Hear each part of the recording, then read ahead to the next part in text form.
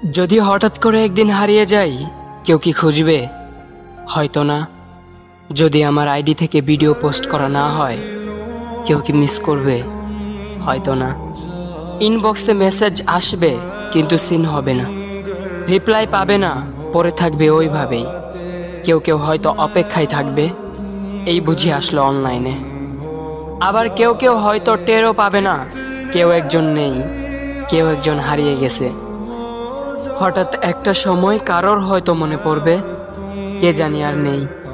কষ্ট করে নামটা সার্চ করবে, পুরনো ভিডিওগুলো দেখবে আর ভাববে হুট করে কোথায় চলে গেল। আবার কেউ কেউ হয়তো একদিন দুই দিন না পেয়ে ফ্রেন্ড লিস্ট থেকে আনফ্রেন্ড করে দেবে।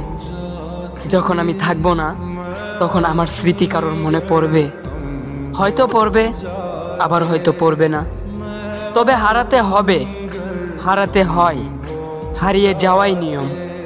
পার্থক্য একটাই, কেউ আয়োজন করে হারায় আর কেউ হুট করে হারায়।